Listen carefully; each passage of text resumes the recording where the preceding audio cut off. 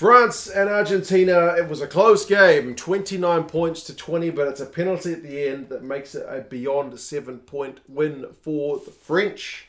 Entertaining game. We'll go through some of the key events, some of the stats, and you guys can let me know your thoughts on this one. It's another one kind of similar to Wales and South Africa, where one side was predicted to not do that well. In this case, it was Argentina, but I think they can hold their heads pretty high.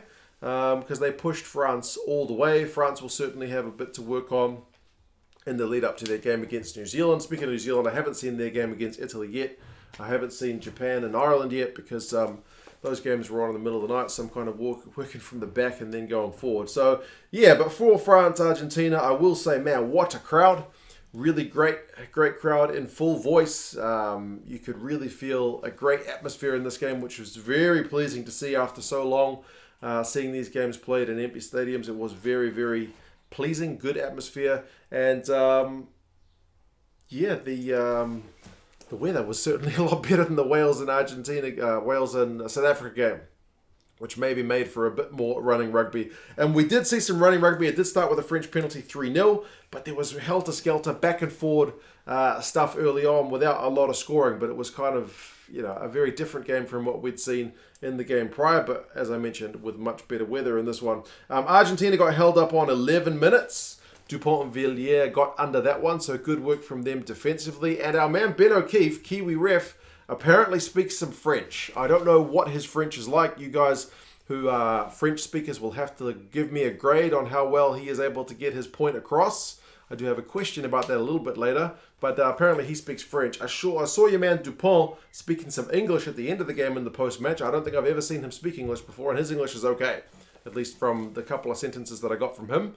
But you guys who got the reverse from Ben O'Keefe in French, do let me know. I know from the New Zealand education system, we're not really big on teaching second languages, so do give us a grade. There's not a lot of opportunities to practice your French here in New Zealand, I would imagine.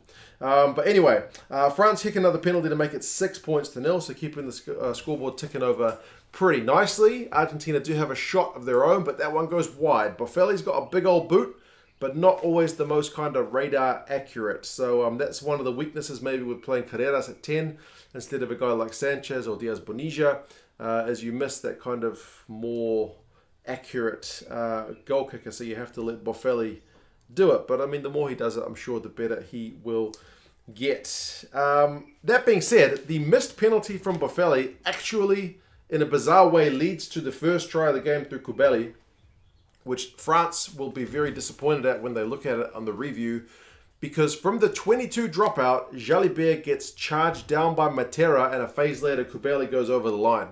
It's a very soft try. Very, very soft. The French coaching staff, as I said, will not be happy with that. Jalibert will be having nightmares about that one. Just too casual. I don't think I've seen that. When was the last time you saw a 22 get charged down? It doesn't usually happen. It's very rare.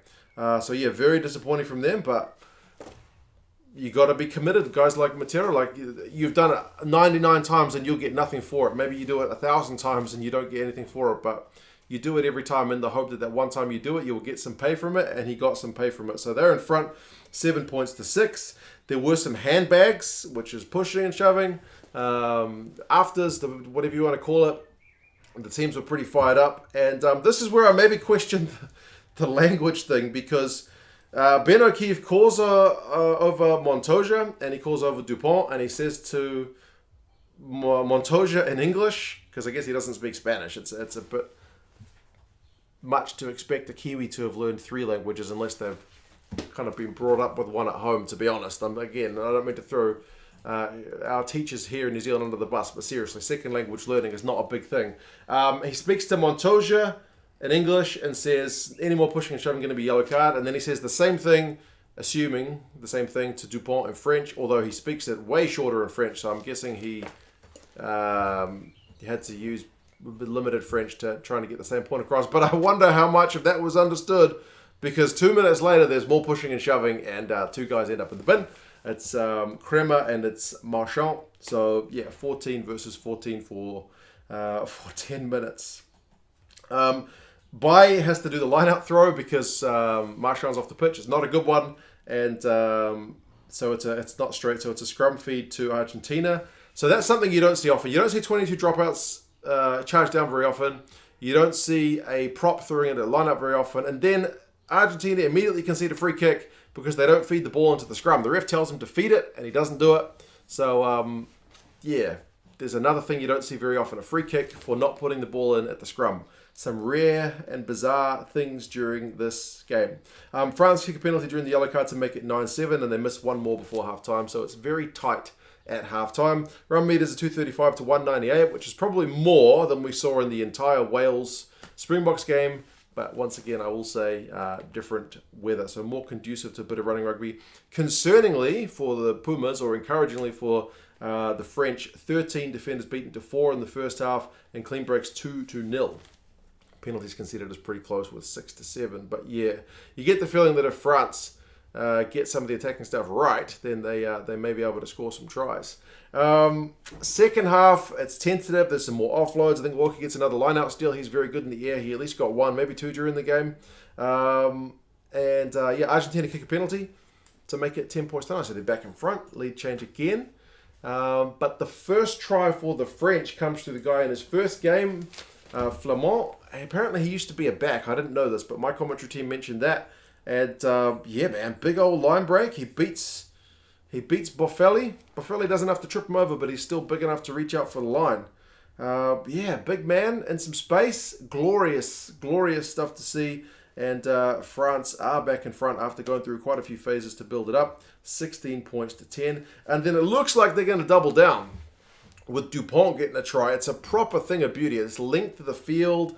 There's Villiers in there, gets it to Ficou, and they get it to Dupont. It's like proper beautiful stuff try. But Ben O'Keefe thinks he's seen a knock-on way back when France were in their 22. And he asks Brendan Pickerel, the TMO, to have a look at it. They eventually find the footage that they're looking for.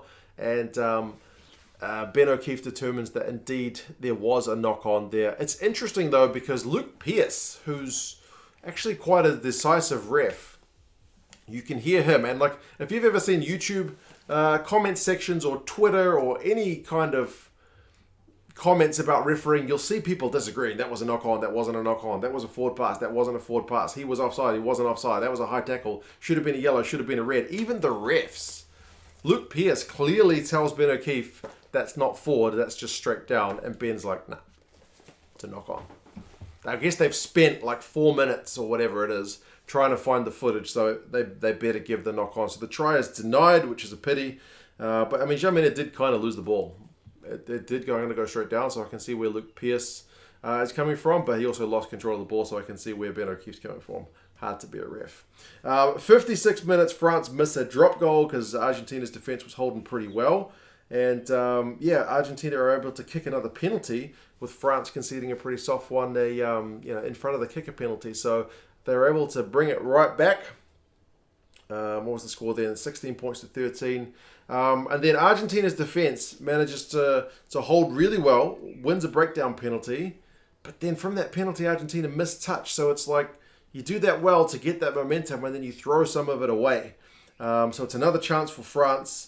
And then France get a penalty of their own in front. For some reason, they decide to tap it and then promptly knock it on. So I'm thinking, man, that's pretty wasteful, guys. Like, this doesn't seem to be that game.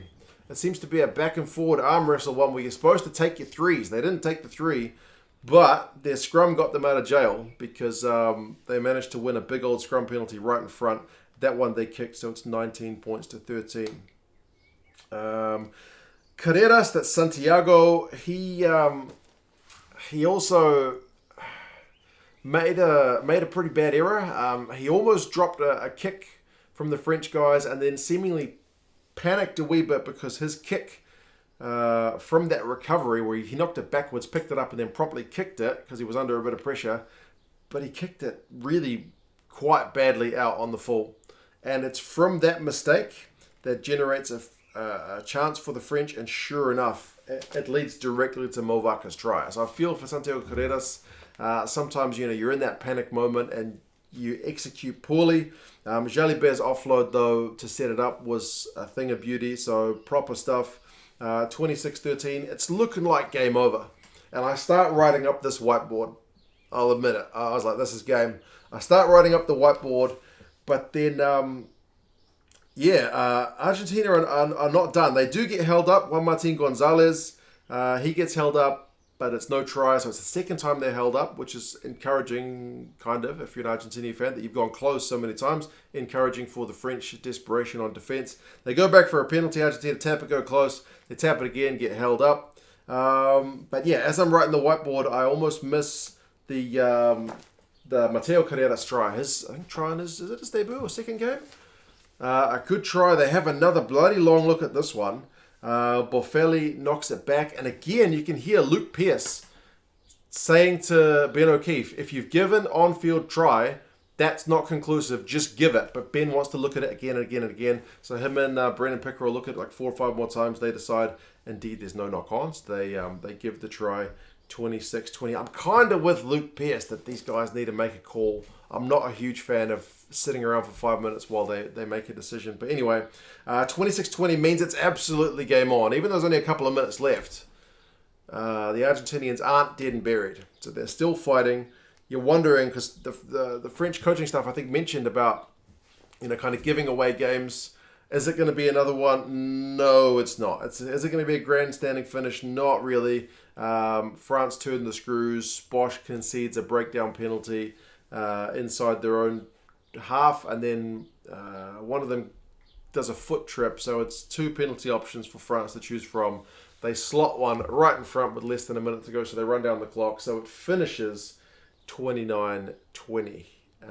So kind of comfortable win in the end, but it wasn't really. It was like, it looked like it was dead and buried, and then Argentina came back, so it looks like it was kind of easy in the end, but it was close enough. Run meters though, 616 to 368, possession 53-47, and territory 56-44. So all in France's favour. Defenders beaten 35-6. So you got to wonder, man, how did France only score 2 tries? Crazy, but remember Argentina were held up twice as well. Offloads 13-3, tackling 95% for France, 79 for Argentina, but they had to make a lot, 132 to France's just over 100. Penalties conceded as 13-14, so pretty close. Crazy stuff. Your man Dupont, 109 run meters, 6 defenders beaten, pretty solid. Flamont, despite the try, also gets 11 from 12 tackles, so good defensive shift from him as well. I mentioned Woki at the breakdown. Makalu's got some serious gas, doesn't he, when he came on? Very good to see. Delgui, 76 run meters, 3 defenders beaten. Not many defenders beaten for the Argentinian effort this week, so Delgui to get 3 was actually pretty good. Issa has 13 from 16 tackles. It's another loss for Argentina. It's a win for France. Maybe people thought it was going to be a bit more lopsided. I don't know. Good game. Pretty happy with that one. Bit too much TMO for my liking, but there you go. I can live with it. France have got Georgia. I'm assuming they'll switch the team up a little bit before facing the All Blacks in a fortnight's time. Argentina are going to play Italy, which I think is going to be a very, very important game because Argentina needs to get a win. That'll be my old man calling me. He's coming around for some lunch. I better go, guys. Take care of yourselves. I'll talk to you again soon. Bye.